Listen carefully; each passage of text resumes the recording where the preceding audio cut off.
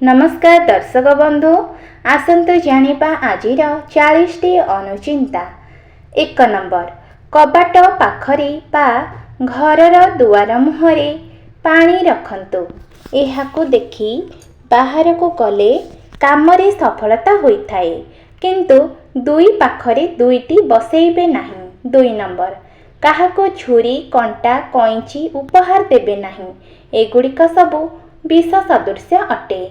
3 number, आपणक bathroom जेते सुंदर हेले मध्य कबाट को सबुबेले बंद करी रखंतु एवं झरकारे गोटे लाल कपड़ा रखंतु। नंबर 4, शोइबा घरे टीवी थिले ताहा जेपरी बिछना आड़कू मुह करी न रुहे, तथापि जदि अछि तेबे न चालुथिबा समय रे घोड़ाई रखंतु। शोइबा बेले उत्तर दिगकू मुंड करी शोइबे नाही, एहा बहुत खराब अटे। नंबर 5, गोटिए बिछना रे दुई जण अलगा अलगा दिगकू मुह करी शोइबे नाही। नंबर 6, संध्या बेले घरर दुआर मुहरे बसंतु नाही, माँ लक्ष्मींकर गमनागमन बंद होइजिब।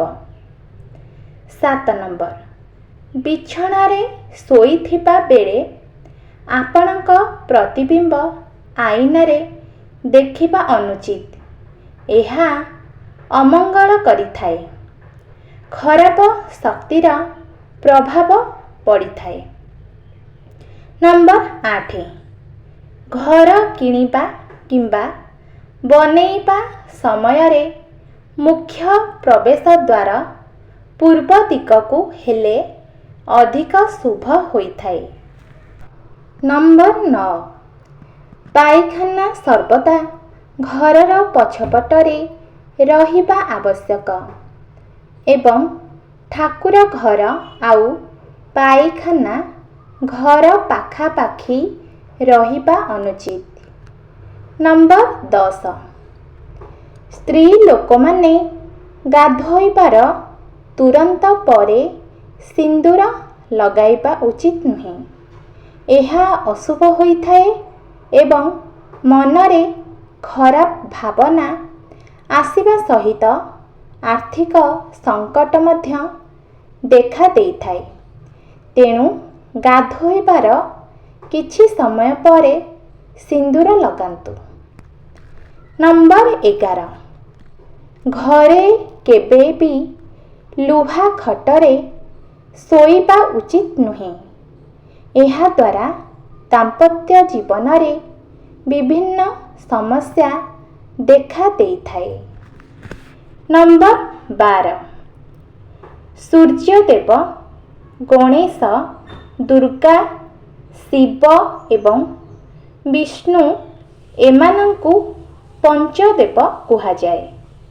समस्त पूजा व्रतरे एही 5 जनंकु प्रथमे स्मरण करिबा उचित, जहा द्वारा आमर पूजाटी सठिक भावरे साधित होइथाए। नंबर 13, मयूर पुछ माता सरस्वती एवं कार्तिकेयंकर अति प्रिय होइथाए। तेबे पिलांक पढ़िबा टेबुल पाखरे दुईटी मयूर पुछ रखिबा द्वारा शुभप्रद हेबा सहित विद्या अर्जन मध्य होइथाए। नंबर 14, आपणक घरे जदि कोनोसी लोक रोगग्रस्त रहुथांती तेबे महामृत्युंजय मंत्र जप करिबा सहित शिवलिंगरे कंचा क्षीर अर्पण करिबा द्वारा समस्त रोग दूर होइथाए। नंबर 15, पिता मातांक गाली पिला मानंक पई आशीर्वाद होइथाए। सेथिपाई केबे ଜବାବ ଦିଅନ୍ତୁ ନାହିଁ। ନମ୍ବର 16, ପୁରୁଷ କିମ୍ବା ନାରୀମାନେ କେବେ ବି ନିଜର ବେକ ଖାଲି ରଖିବେ ନାହିଁ।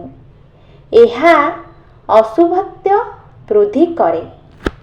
ନମ୍ବର 17, ପାଟିରୁ ବାହାରୁଥିବା ବର୍ଜ୍ୟବସ୍ତୁକୁ ଘର ଭିତରେ ଏଣେ ତେଣେ ନ ପକାଇ ବାହାରେ କିମ୍ବା ଡଷ୍ଟବିନ୍ରେ ପକାଇଲେ ଯଶ ଓ ସମ୍ମାନ ମିଳେ। ନମ୍ବର 18, ପ୍ରତ୍ୟେକ ବ୍ୟକ୍ତିଙ୍କୁ ପ୍ରତିଦିନ ଭଗବତ ଗୀତାର ଅତି କମ୍ରେ ଗୋଟିଏ ଶ୍ଲୋକ ପାଠ କରିବା ଉଚିତ। ଭଗବତ ଗୀତା ହିନ୍ଦୁ ଧର୍ମର ଏକ ପବିତ୍ର ଓ ଶ୍ରେଷ୍ଠ ଗ୍ରନ୍ଥ, ଯାହା ମଣିଷକୁ ସତ୍ୟ, କର୍ତ୍ତବ୍ୟ, ଧୈର୍ଯ୍ୟ ଓ ଆଧ୍ୟାତ୍ମିକ ଜ୍ଞାନର ପଥ ଦେଖାଇଥାଏ। ଗୀତା ପାଠ ଦ୍ୱାରା ମନରେ ଶାନ୍ତି, ଭଲ ଚିନ୍ତାଧାରା ଓ ଜୀବନ ପ୍ରତି ସଠିକ୍ ଦୃଷ୍ଟିଭଙ୍ଗୀ ସୃଷ୍ଟି ହୁଏ ବୋଲି ବିଶ୍ୱାସ କରାଯାଏ। ଏଣୁ କଥାରେ ଅଛି, ବୁଝ ନ ବୁଝ ପଢ଼ ଗୀତା, ରୁଚ ନ ରୁଚ ଖା ପିତା। ଅର୍ଥାତ୍ ଗୀତାର ମହତ୍ତ୍ୱକୁ ଧୀରେ ଧୀରେ ଅନୁଭବ କରିବା ଉଚିତ, କାରଣ ଏହା ଜୀବନର ମଙ୍ଗଳ ପାଇଁ ଉପକାରୀ ବୋଲି ମନାଯାଏ। ନମ୍ବର 19, ସାଧାରଣତଃ ସ୍ନାନ 4 ପ୍ରକାର ହୋଇଥାଏ। ବ୍ରାହ୍ମ ମୁହୂର୍ତ୍ତ ବା ଭୋର 4:30ରୁ 5:30 ମଧ୍ୟରେ ହେଉଥିବା ସ୍ନାନର ନାମ ଅମୃତ ସ୍ନାନ। ସକାଳ 5:30ରୁ 6:30 ମଧ୍ୟରେ ହେଉଥିବା ସ୍ନାନର ନାମ ଦୁଗ୍ଧ ସ୍ନାନ। ଏଣୁ ପ୍ରତି ମନୁଷ୍ୟ ଅମୃତ ସ୍ନାନ ବା ଦୁଗ୍ଧ ସ୍ନାନ କରିବା ଉଚିତ। ନମ୍ବର 20, ଘରେ ପୁରୁଣା କ୍ୟାଲେଣ୍ଡର ରଖନ୍ତୁ ନାହିଁ। କ୍ୟାଲେଣ୍ଡର ଦକ୍ଷିଣ ପଟ କାନ୍ଥରେ ଲଗାନ୍ତୁ ନାହିଁ। ନମ୍ବର 21, କୁଲା, ଛାଞ୍ଚୁଣି ଏକାଠି କିଣନ୍ତୁ ନାହିଁ କିମ୍ବା ଏକାଠି ରଖନ୍ତୁ ନାହିଁ। ନମ୍ବର 22, ଶନି ଦେବଙ୍କ ମୂର୍ତ୍ତି ଘରେ ରଖି ପୂଜା କରନ୍ତୁ ନାହିଁ।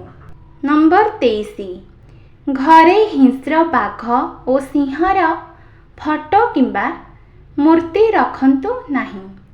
ଏହାଦ୍ୱାରା ଅଶୁଭ ହୋଇଥାଏ, ମନୁଷ୍ୟ ହିଂସ୍ର ହୋଇଯାଏ। ନମ୍ବର 24, ମା ଲକ୍ଷ୍ମୀଙ୍କର ଠିଆ ହୋଇଥିବା ମୂର୍ତ୍ତି କିମ୍ବା ଫଟୋ ରଖନ୍ତୁ ନାହିଁ। ମା ଲକ୍ଷ୍ମୀଙ୍କର ବସିଥିବା ମୂର୍ତ୍ତି କିମ୍ବା ଫଟୋ ରଖନ୍ତୁ। ନମ୍ବର 25, ସୋମବାର ଗାଈ ଗୋରୁ ବିକ୍ରି କରନ୍ତୁ ନାହିଁ।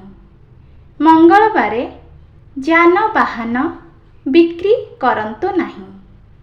ଗୁରୁବାର ଜମିବାଡ଼ି ବିକ୍ରି କରନ୍ତୁ ନାହିଁ। ନମ୍ବର 26, ଯେଉଁ ଲୋକମାନେ ବାହାରୁ ଆସି ଜୋତା, ଚପଲ କିମ୍ବା ମୋଜା ଏଠି ସେଠି ପକାଇବାର ଖରାପ ଅଭ୍ୟାସ ଥାଏ, ସେମାନଙ୍କର ଶତ୍ରୁ ବୃଦ୍ଧି ହୋଇଥାଏ ଏବଂ ଘରର ଅମଙ୍ଗଳ ହୋଇଥାଏ। ନମ୍ବର 27, ଶୋଇବା ସମୟରେ କେବେ ବି ମୁଣ୍ଡ ପାଖରେ ମନି ପର୍ସ ରଖିବା ଉଚିତ ନୁହେଁ। ଏହା ଅଶୁଭ ହୋଇଥାଏ ଏବଂ ଧନହାନି ହେବାର ସମ୍ଭାବନା ଦେଖା ଦେଇଥାଏ।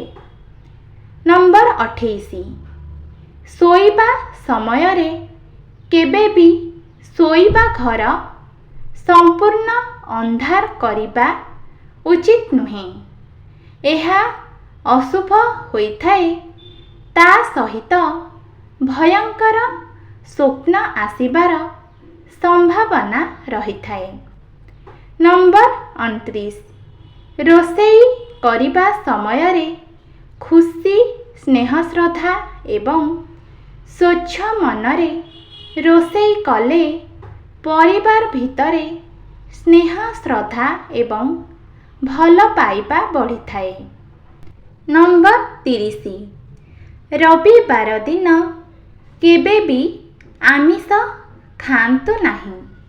ଅଧିକାଂଶ ଲୋକ ସେହିଦିନ ଆମିଷ ଖାଆନ୍ତି। ସେହିଦିନ ସୂର୍ଯ୍ୟ ଦେବତାଙ୍କୁ ପୂଜା କରାଯାଏ। ମନେ ରଖନ୍ତୁ, ସୂର୍ଯ୍ୟ ଅର୍ଥାତ୍ ରବି, ସେ ହେଉଛନ୍ତି ସମସ୍ତଙ୍କ ଗୁରୁ, ଯମଙ୍କ ପିତା ଏବଂ ନାରାୟଣଙ୍କ ଅବତାର। ସେଥିପାଇଁ ପ୍ରତିଦିନ ସୂର୍ଯ୍ୟଙ୍କୁ ତମ୍ବା ପାତ୍ରରେ ଜଳରେ କିଛି ସିନ୍ଦୂର ପକାଇ ଅର୍ଘ୍ୟ ଦିଅନ୍ତୁ। ନମ୍ବର 31, ଘରର ଉତ୍ତର କିମ୍ବା ପୂର୍ବ ଦିଗରେ ତୁଳସୀ ଗଛ ଲଗାଇ ନିୟମିତ ସକାଳେ ଏବଂ ସନ୍ଧ୍ୟାରେ ଧୂପ ଦୀପ ଦେଇ ପୂଜା କରିବା ଦ୍ୱାରା ପରିବାର ଲୋକଙ୍କ ମଧ୍ୟରେ ଆତ୍ମବିଶ୍ୱାସ ଏବଂ ଏକତା ବୃଦ୍ଧି ହୋଇଥାଏ। ନମ୍ବର 32, ସୂର୍ଯ୍ୟାସ୍ତ ପରେ କେବେ ବି କାହାକୁ ତୁଳସୀ ଗଛ ଦେବା ଉଚିତ ନୁହେଁ ଏବଂ ତୁଳସୀ ପତ୍ର ତୋଳିବା ଉଚିତ ନୁହେଁ। ତା ସହିତ ତୁଳସୀ ଗଛରେ ମଧ୍ୟ ପାଣି ଦେବା ଉଚିତ ନୁହେଁ। ଏହା ବହୁତ ଅମଙ୍ଗଳ ହୋଇଥାଏ। ନମ୍ବର 33, କେବେ ବି ଟଙ୍କା ରଖୁଥିବା ଆଲମାରିର ମୁହଁ ଦକ୍ଷିଣ ଦିଗକୁ ରଖନ୍ତୁ ନାହିଁ। ଏହା ଛଡ଼ା ଅନ୍ୟ ଯେଉଁ ଦିଗକୁ ରଖିଲେ ମଧ୍ୟ ଶୁଭ ହୋଇଥାଏ। ନମ୍ବର 34, ଯଦି ଆପଣଙ୍କୁ ଚାକିରି ମିଳୁନଥାଏ ତେବେ ସକାଳୁ ଉଠି 7 ପ୍ରକାରର ଦାନା ମିଶାଇ ପକ୍ଷୀମାନଙ୍କୁ ଖାଇବାକୁ ଦିଅନ୍ତୁ। ଏହାଦ୍ୱାରା ଆପଣଙ୍କର ମନସ୍କାମନା ଅତି ଶୀଘ୍ର ପୂରଣ ହେବ। ନମ୍ବର 35, ପ୍ରତ୍ୟେକ ଦିନ ସକାଳୁ ଉଠି ସାରି ମୁହଁ ଧୋଇ ସାରିବା ପରେ ପ୍ରଥମେ ଯେକୌଣସି ଠାକୁରଙ୍କ ଫଟୋ କିମ୍ବା ମା ବୃନ୍ଦାବତୀଙ୍କୁ ଦର୍ଶନ କରନ୍ତୁ। ଏହାଦ୍ୱାରା ମଙ୍ଗଳ ହୋଇଥାଏ। ନମ୍ବର 36, ଛୋଟ ପିଲାମାନେ ଯଦି ବାରମ୍ବାର ଚମକୁଥାନ୍ତି ତେବେ ଗାଈର ଲାଞ୍ଜରେ ତାଙ୍କୁ ଝାଡ଼ି ଦେବା ଦ୍ୱାରା କୌଣସି ଅସୁବିଧାର ସମ୍ମୁଖୀନ ହୋଇନଥାନ୍ତି। ତେବେ ଦର୍ଶକ ବନ୍ଧୁ, ଶେଷ ପର୍ଯ୍ୟନ୍ତ ଭିଡ଼ିଓ ଦେଖିଥିବାରୁ ଆପଣମାନଙ୍କୁ ଅଶେଷ ଅଶେଷ ଧନ୍ୟବାଦ। ଭିଡ଼ିଓଟି କିପରି ଲାଗିଲା କମେଣ୍ଟ କରି ଜଣାନ୍ତୁ। ମୋ ଚ୍ୟାନେଲକୁ ସବସ୍କ୍ରାଇବ୍ କରିବାକୁ ଆଦୌ ବି ଭୁଲନ୍ତୁ ନାହିଁ। ଜୟ ଜଗନ୍ନାଥ।